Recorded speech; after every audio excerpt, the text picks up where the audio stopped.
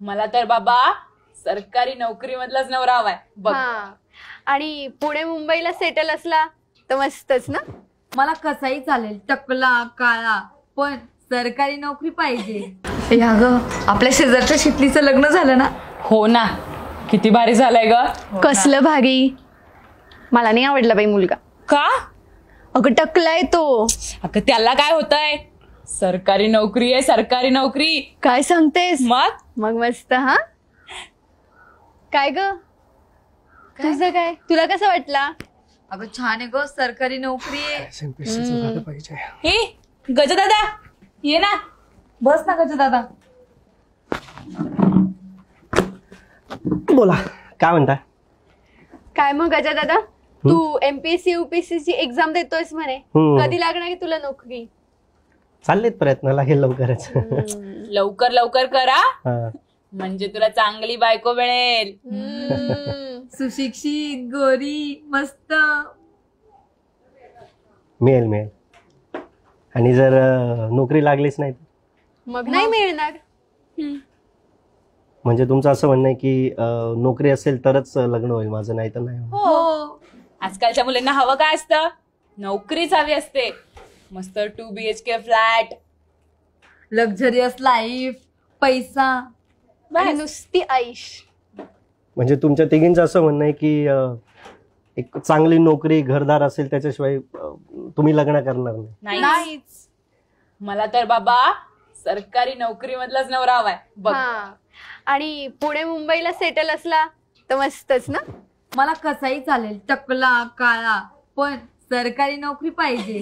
तुला माहिती का, ह्याच गोष्टीमुळे काय होतं माहिती का, आम्ही कॉलेजमध्ये शिकत असताना त्याच्यानंतर नोकरीच्या पाठीमागे धावतो, त्यासाठी अभ्यास करतो, इतकं धावतो आणि नंतर पुढे जाऊन बघतो ना तर काय, वेळ निघून गेलेली असते, वय निघून गेलं असते. मागे वळून बघतो तर आयुष्य जगलंच नाही असं वाटतं. आणि हे सगळं कोणासाठी करतो माहिती? तुम्हा मुलींसाठी करतो. आमच्यासाठी? हा, तुमच्यासाठी नाही मग कोणासाठी करतो?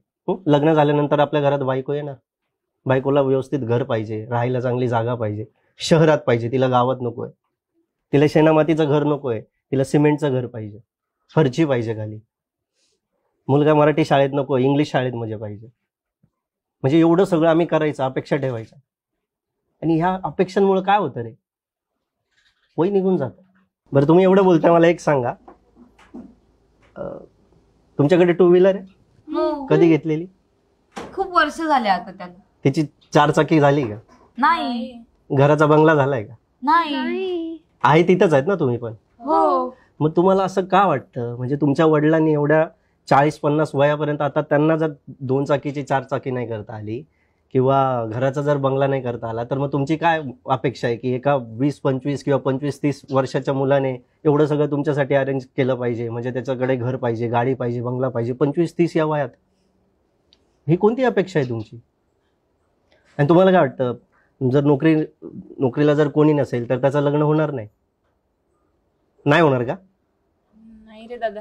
तुम्हाला नोकरीवाला पाहिजे आणि तुम्ही काय करता? काहीच नाही. म्हणजे तुम्हाला फक्त घरात बसून राहायचंय. तुमच्या मुलींचं तर आजकाल चाललंय ना खूप, की स्वावलंबी बनायचंय, सेपरेट राहायचंय, नवऱ्यासोबत वेगळं राहायचंय, नवऱ्याच्या आईवडिलांसोबत नाही राहायचं. आम्ही जसं मुलांकडनं अपेक्षा ठेवतो तसं मुलांच्याही आमच्याकडनं काय अपेक्षा असतील हे विसरूनच जातो रे आम्ही. तुम्हाला माहिती आहे का, लग्न करताना तुम्ही काय करतात? तुम्ही मुलाची प्रॉपर्टी बघतात, पैसा बघतात, आणि तुम्ही इथंच चुकतात. नातं बघून तुम्ही लग्नच करत नाही आणि त्याच्यानंतर पश्चाताप करत बसतात. अरे पैसा आणि प्रॉपर्टी आयुष्यभर कधीच जात नाही, कधीच सोबत राहत नाही, पण जोडीदार नेहमी आयुष्यभर सोबत राहतो. त्याच्यामुळे इथून पुढे कधी निवडताना ना जोडीदार व्यवस्थित निवडायला पाहिजे माणसाने. लक्ष ठेवा आणि जरा कमी अपेक्षा ठेवा आमच्या मुलांकडनं.